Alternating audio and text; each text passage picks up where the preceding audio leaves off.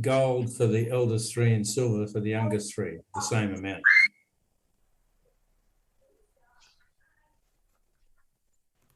And then bronze for the grandkids. To get the same amount, I'd need a blinking house storage for. You're not storing it yourself, are you? No.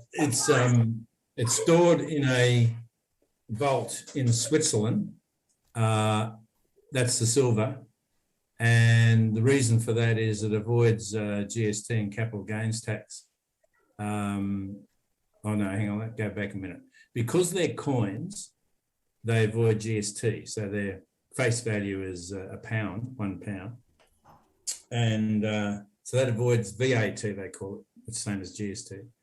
And then because it's offshore in Switzerland, then when redeem it, avoids capital gains tax. There's 25,000 pounds of silver coins in a vault in your name. Yes. That sounds like a Scrooge McDuck money bin. This is, it does. This is the catastrophic planning. If it does go to a catastrophe, Dad, how are you going to access this vault? Well, I'll get the money out in advance of the catastrophe. But isn't the whole premise of a catastrophe is that it's unexpected? Yeah. So you're not going to know to go get it? There's enough that I store that I can access.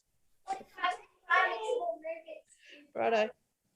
There's enough to pay for transport across the channel in either direction to the UK or back to France. And there's enough to get back to Australia. But more importantly, the way I see things shaping up, it's not so much Russia as the problem. Russia's got limited objectives, just wants Ukraine, whereas China wants the whole Southwest Pacific. That's my biggest worry for you guys.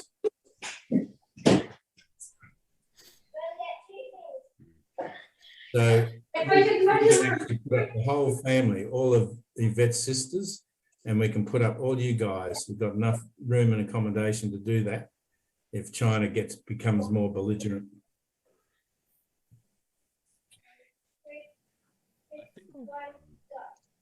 I think China's got a lot of problems at home at the moment. Their whole economy's crashing.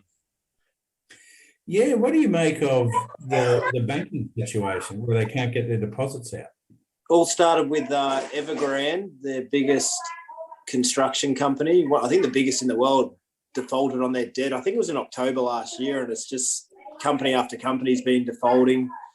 So then I think recently-ish, the Chinese people, because that's the worry. They're buying up a lot of farmland in the US and farmland in Australia. People who control food control us.